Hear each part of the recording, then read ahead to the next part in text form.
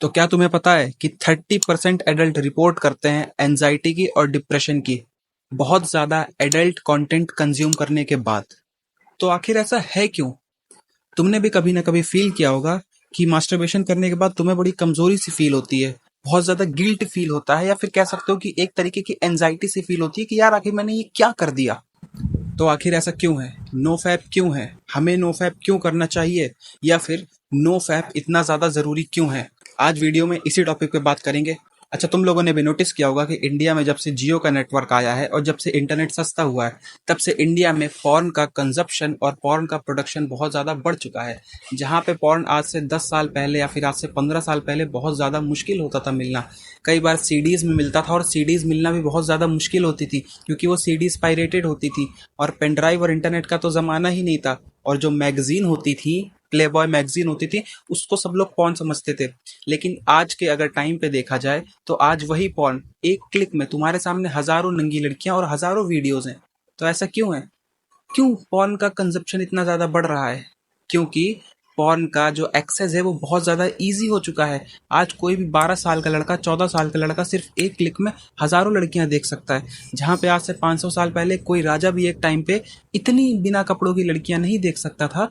आज एक 12 साल का लड़का जिसके पास ना पैसा है, ना कुछ प्रॉपर्टी है, ना वेल्थ है, कुछ भी नहीं है, आज वो सिर्फ एक क्लिक में इतना सारा पॉर्न एक्सेस कर सकता है। सबसे बड़ा रीजन है आज के हमारे यूथ का इतना ज्यादा एंजाइटी और डिप्रेशन होने का, ईज ऑफ एक्सेस। आज से पहले इंडियन यूथ में इतना डिप्रेशन, इतनी ज्यादा एंजाइटी, या फिर कह सकते हो इतनी ज्यादा कमजोरी, इतनी ज्यादा दिमागी कमजोरी, इतनी ज्यादा शारीरिक कमजोरी कभी भी नहीं देखी गई। तो आखिर इसको दूर कैसे किया जा सकता है? और तुम्हें पॉर्न एडिक्शन या फिर मास्टरबेशन या फिर नो फैप क्यों करना चाहिए, आज की वीडियो में हम लोग डिस्कस करेंगे। आज मैं तुम्हें टोटल 3 पॉइंट्स बताऊंगा और तीसरा पॉइंट सबसे ज्यादा इंपॉर्टेंट है, तो उसे बिल्कुल भी मिस मत करना। चाहो तो तुम स्किप कर सकते हो, लेकिन उस तीसरे पॉइंट को बिल्कुल भी मिस मत करना। तो अगर तुम थोड़ा सा यादों में पीछे जाओ और तुम थोड़ा सा याद करने की कोशिश करो या फिर फील करने की कोशिश करो कि जब तुमने लास्ट बार मास्टरबेट किया था, तो क्या तुमको फिजिकल कमजोरी महसूस हो रही थी, या फिर तुमको ऐसा लग रहा था कि यार शरीर बहुत थका थका सा महसूस हो रहा है, जबकि तुमने कुछ भी काम ना किया हो, तुम जस्ट रात की बहुत अच्छी सी नींद लेके उठे होगे और फिर भी अगर तुम मास्टरबेशन करोगे तो तुम्हें लगेगा कि यार मैंने बहुत ज्यादा काम कर लिया है। तो आखिर ऐसा क्यों है?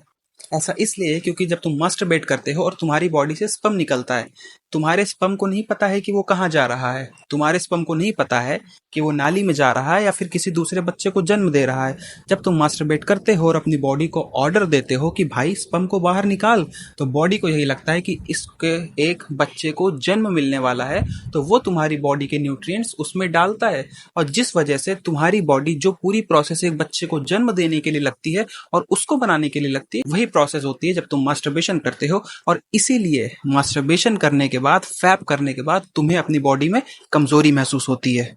अभी 2 दिन पहले की बात है, मेरा दोस्त वो इंटरकोर्स करने गया था अपनी गर्लफ्रेंड के साथ। सो उसको अच्छे इरेक्शंस ही नहीं आ रहे थे, उसको इजैकुलेशन ही नहीं हो रहा था। आखिर ऐसा क्यों है? ऐसा इसलिए था क्योंकि उसको पॉर्न की लत थी। उसको उसी टाइप का बॉडी टाइप चाहिए। और तुम लोगों को एक बात पता होगी कि जो ग्रिप वजाइना की होती है, हाथ की ग्रिप उससे बहुत ज्यादा हार्ड होती है, और उसके पेनिस को हाथ की ग्रिप की आदत लग चुकी थी, जिस वजह से जब वो इंटरकोर्स करता है तो उसके पेनिस को वो फील ही नहीं आता है और वो इजैकुलेशन ही नहीं कर पाता है। सो इससे मेन रिजल्ट क्या निकलता है? इससे रिजल्ट निकलता है कि जब तुम एक्सेसिव मास्टरबेशन करते हो या फिर एक्सेसिव पॉर्न कंजप्शन करते हो, तो इससे तुम्हारी डेली लाइफ और तुम्हारी डेली रिलेशनशिप्स में बहुत ज्यादा फर्क पड़ता है और तुम्हारी डेली सेक्स लाइफ में बहुत ज्यादा फर्क पड़ेगा। तुम्हें हो सकता है कि अलग अलग टाइम पे अलग अलग बॉडी टाइप चाहिए हो, जो कि प्रैक्टिकली पॉसिबल नहीं है अनटिल अनलेस तुम अंबानी अडानी के खानदान से नहीं हो। सो अगर तुम एक नॉर्मल मिडिल क्लास फैमिली से बिलोंग करते हो तो तुम्हारे लिए और ज्यादा खतरनाक है। Third most important thing is guilt. अब देखो यार, इस दुनिया में जो सबसे ज्यादा वर्स्ट फीलिंग है वो होती है गिल्ट की। अब मैं ऐसा क्यों कह रहा हूँ यार? देखो, गिल्ट ना किसी आदमी को मार भी सकता है। मैं तुम्हें एक छोटी सी बात बताता हूँ। एक आदमी ने एक बूढ़ी औरत का मर्डर कर दिया था क्योंकि वो औरत बहुत ज्यादा बुरी थी, वो जानवरों को मारती थी, लोगों को परेशान करती थी। लेकिन उस औरत को मारने के बाद उस आदमी को इतना ज्यादा गिल्ट हुआ कि यार मुझे इतनी छोटी सी बात पे इस औरत को नहीं मारना चाहिए था। और उस गिल्ट में जीते जीते जीते जीते जीते जीते उसने खुद सरेंडर कर दिया जाके पुलिस के पास, और उसने सुसाइड कर लिया। तो ये सिर्फ एक क्राइम का गिल्ट है। अब सोचो, जब तुम रोज मास्टरबेशन करते हो, दिन में 3 बार करते हो, 4 बार करते हो, या हो सकता है 2 दिन में 1 बार करते हो, तो हर बार मास्टरबेट करने के बाद तुम्हारे दिमाग में एक गिल्ट आता है कि यार मैंने गलत किया। और यही गिल्ट तुम्हें मेंटली बहुत ज्यादा वीक करता है। और तुम्हें भी पता होगा, जब तुम मेंटली वीक होते हो तो तुम फिजिकली वीक होते हो। एक बार को तुम फिजिकली रिकवर हो सकते हो, लेकिन जब तुम्हें बार बार ये गिल्ट होता है, तो तुम्हारे सबकॉन्शियस माइंड में एक ये गिल्ट बैठ जाएगा कि यार ये मैंने क्या कर दिया। और हर बार तुम्हें मास्टरबेशन के बाद लगेगा कि यार मैंने गलती कर दी।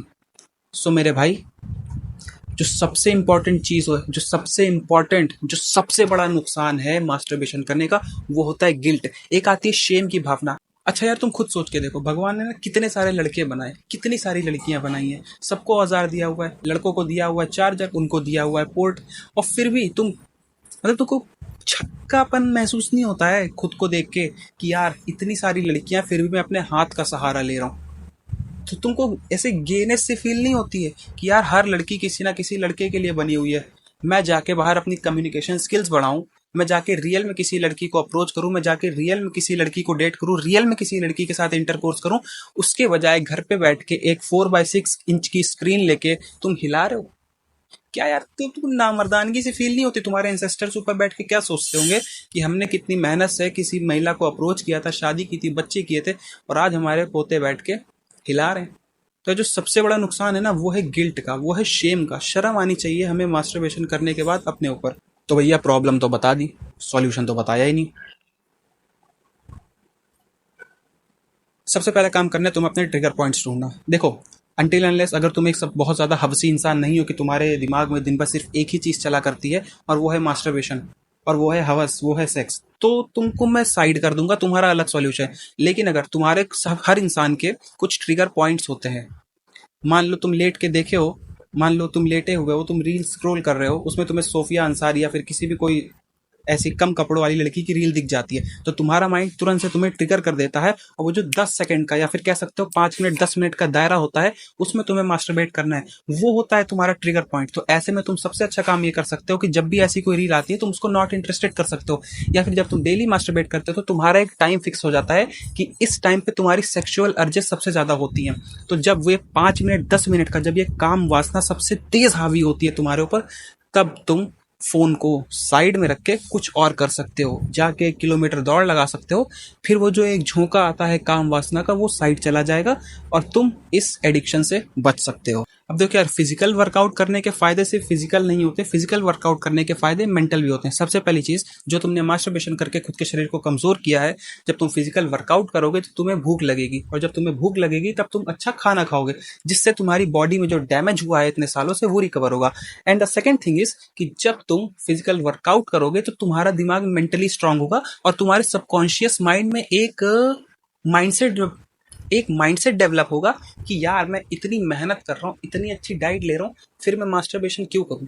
एक तुम्हारे, जब तुम 3 दिन 4 दिन ये वर्कआउट कर चुके होगे, तब तुम्हारे दिमाग में एक ही चीज आएगी कि यार मैं इतनी मेहनत करता हूँ, मैं इस छोटी सी चीज के पीछे अपनी पूरी मेहनत बेकार नहीं कर सकता। तीसरी चीज है ब्रह्मचर्य। अब देखो यार, ये तो इतना बड़ा टॉपिक है और आजकल चल भी बहुत रहा है, तो इसमें तो जितना भी बोला जाए उतना भी कम है। लेकिन जो सबसे बड़ा मिसकंसेप्शन होता है, वो होता है ब्रह्मचर्य और नो फैप में।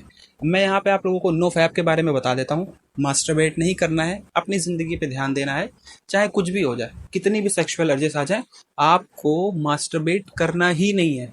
तो आज की वीडियो में हम लोगों ने डिस्कस किया कि आखिर मास्टरबेशन से नुकसान क्या होते हैं। Physical disadvantage, mental disadvantage, shame and guilt. और हम लोगों ने 3 पॉइंट पे डिस्कस किया कि आखिर हम लोग इससे बच कैसे सकते हैं। फिजिकल वर्कआउट, ट्रिगर पॉइंट्स हटा के, and third thing is no fap या फिर ब्रह्मचर्य। तो अगर आप इन सारे पॉइंट्स को बहुत अच्छे से फॉलो करते हो, तो आई एम श्योर आप भी अपनी डेली लाइफ में मेरी तरह बहुत आगे जा सकते हो। और अगर आपको ब्रह्मचर्य पर डेडिकेटेड वीडियो चाहिए, तो कमेंट बॉक्स खुला हुआ है, आप कमेंट कर सकते हो। सो गाइस, आज की वीडियो के लिए इतना ही, मिलते हैं अगली वीडियो में। तब तक के लिए गुड बाय, जय हिंद, जय भारत।